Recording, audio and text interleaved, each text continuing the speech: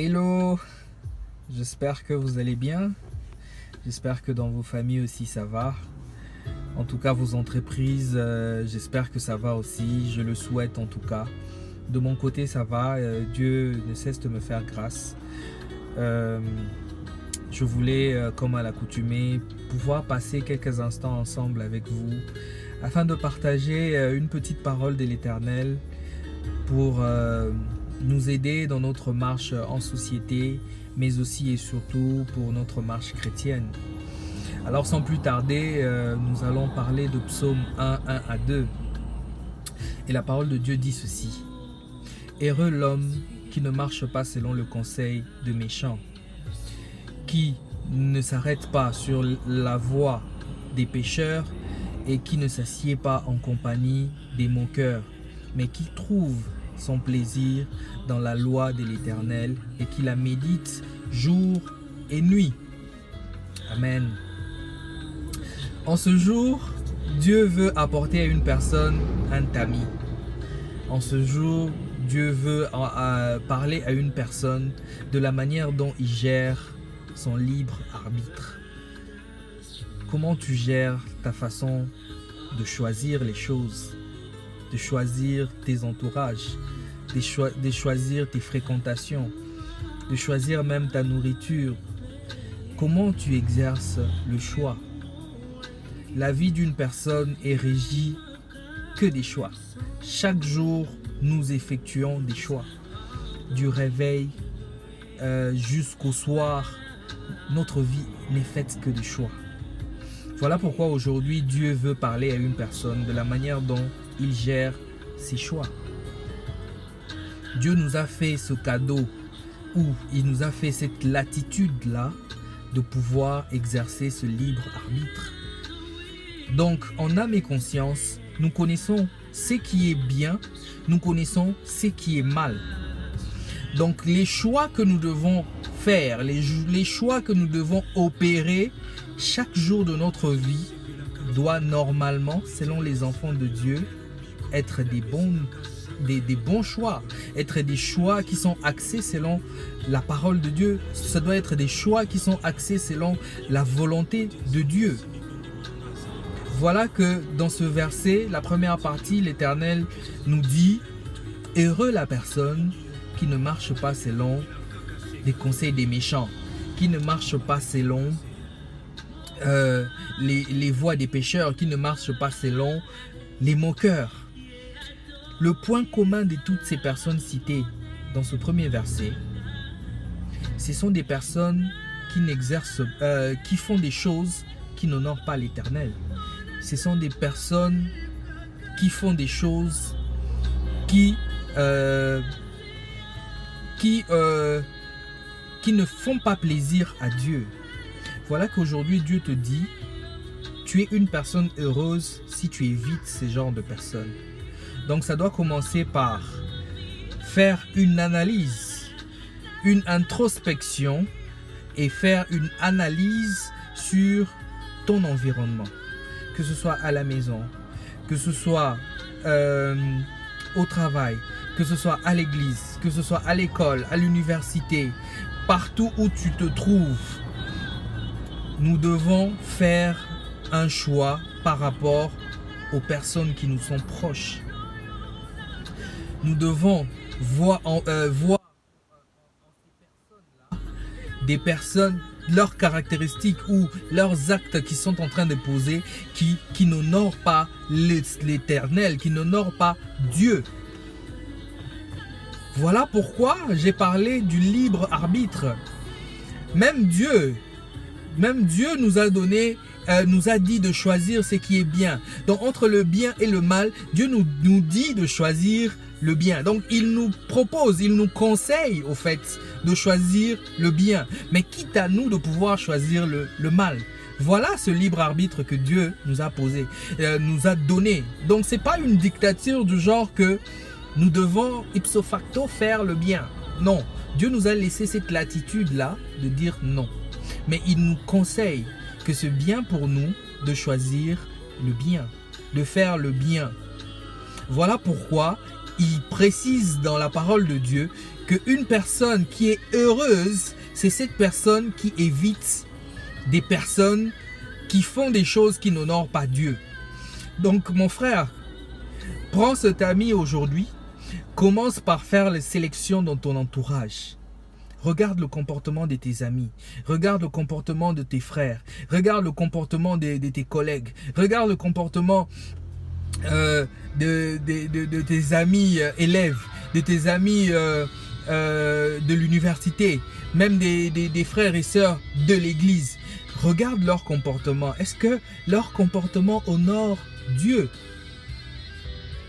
Parce que le fait de t'attacher à ces personnes-là, la crainte est que tu risques d'être influencé par leur comportement, faire des choses qui déshonorent l'Éternel, faire des choses qui t'éloignent de la présence de Dieu, faire des choses qui t'amènent à te culpabiliser. Alors, le fait de faire ces choses-là, ça te poussera à pécher. Or, lorsque tu pêches, cela ouvre plusieurs voies au diable, mon frère ou ma sœur. Voilà pourquoi tu dois être strict dans tes choix. Voilà pourquoi tu dois opérer tes choix de manière objective. Tu dois opérer les choix en fonction de la parole de Dieu. La partie B dit: mais heureux la personne qui trouve son plaisir dans les lois ou dans la loi de l'Éternel et la médite chaque jour et nuit.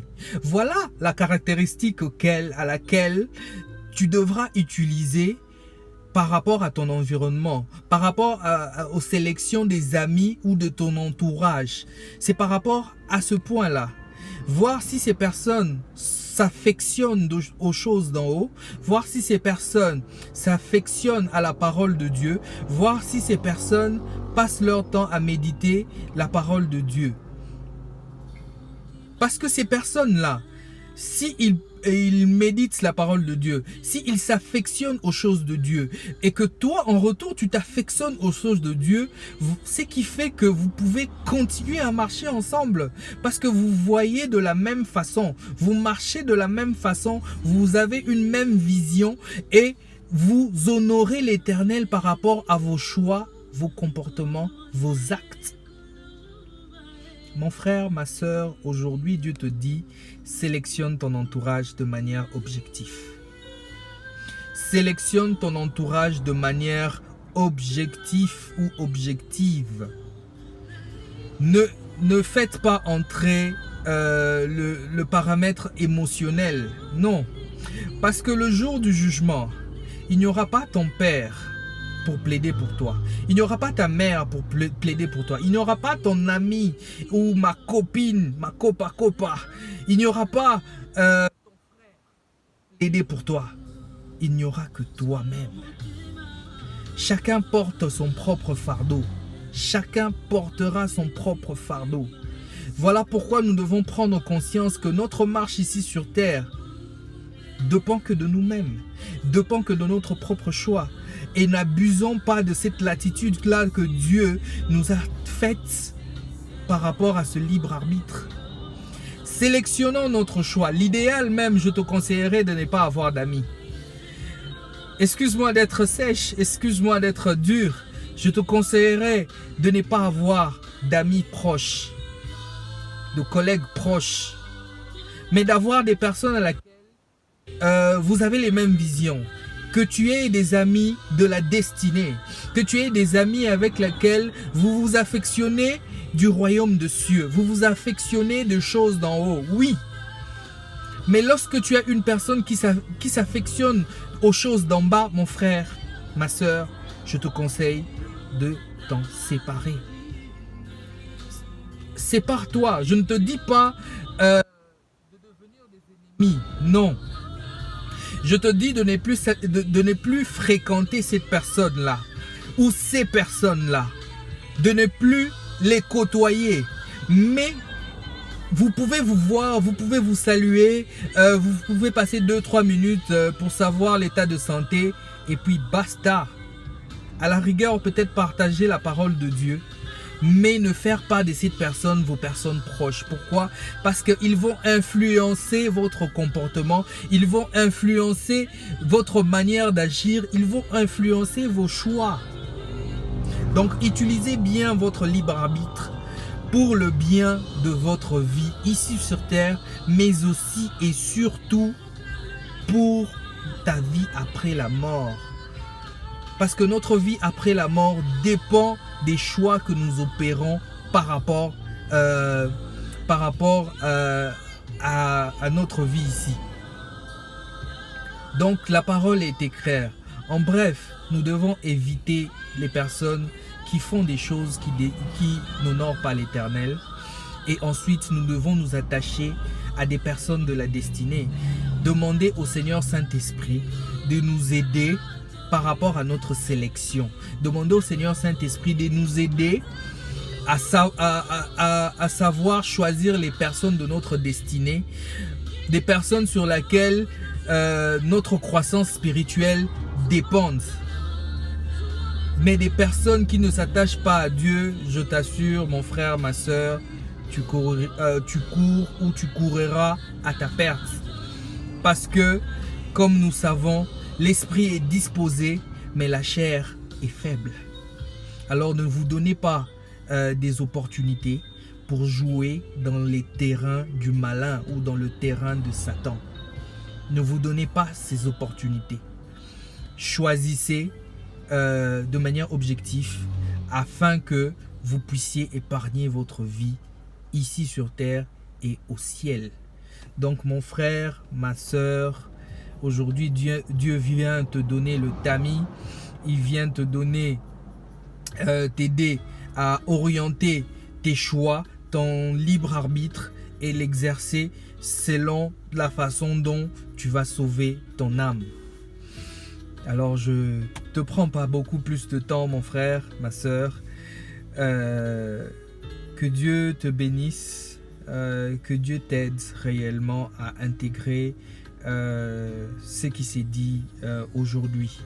Que le Seigneur Saint-Esprit soit à ton partage pour que enfin tu puisses exercer ce que Dieu t'a réellement donné. Je prie que Dieu vous aide. Je prie que Dieu vous aide dans votre marche en société et votre marche chrétienne. Le choix est très important. N'utilisons pas le choix de manière négative. Utilisons le choix, ce libre arbitre, de manière positive. Que Dieu vous bénisse et vous bénisse abondamment. Au revoir.